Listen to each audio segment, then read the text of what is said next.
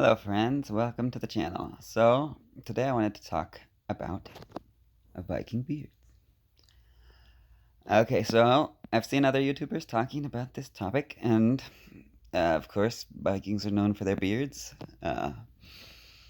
Sometimes my beard, people accuse me of being Amish, which, well, I think the Amish are quite cool. I myself am not Amish, I am from Iowa, so I do have farmers in my blood, but I'm not a farmer yet. I might have one in the future.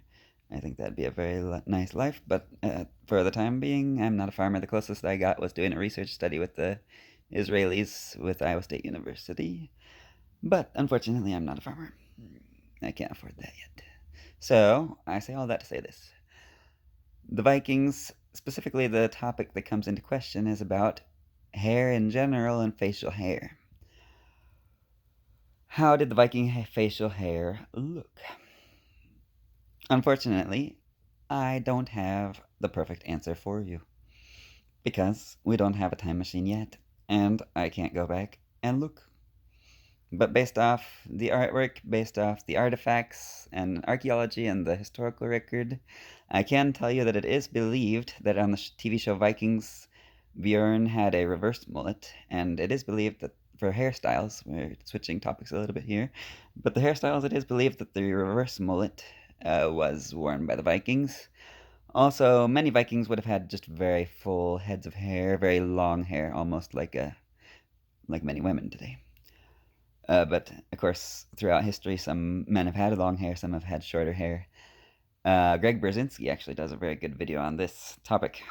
But and of course, pirates, some of them had very long hair too, and beards. Hence Blackbeard. He's named after his beard. But we're not talking about pirates, we're talking about Vikings. So back to the matter at hand.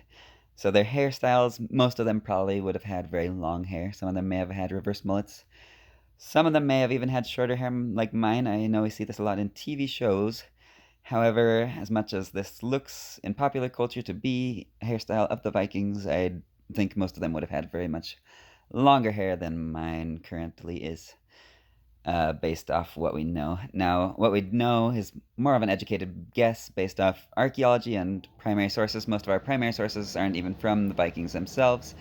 Obviously, we do have the runes, and we have, for example, the Icelandic sagas, but this is after the Viking Age, so it's a little bit later, and also these are, think of like the Iliad and the Odyssey, they're somewhat fictitious, although they have maybe some roots in history.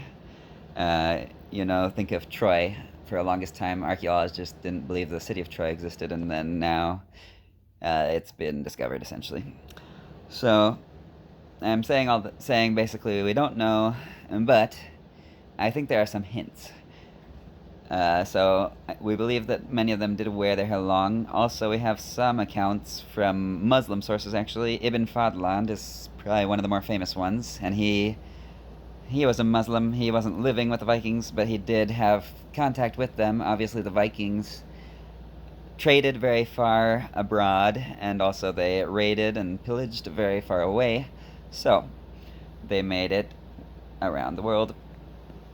Specifically in Russia, obviously, they came from Scandinavia, the UK, obviously, even France, even as far afoot as what today would be Turkey, or back then would have been, I guess, the Byzantine Empire, what we would call the Byzantine Empire. They would have just continued to call it the Roman Empire, but they had contacts with Vikings. In fact, they hired them as mercenaries, essentially. They became the royal guard for the king or the emperor of what they would have called Rome and what we would call basically the Byzantine emperor. So I'm telling you, there are different types of Vikings too.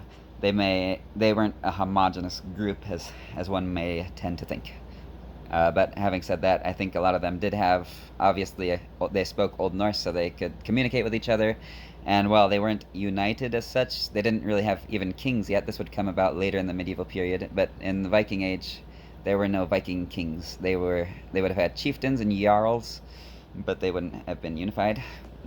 So the appearance is what I'm telling you may have varied from place to place and location to location.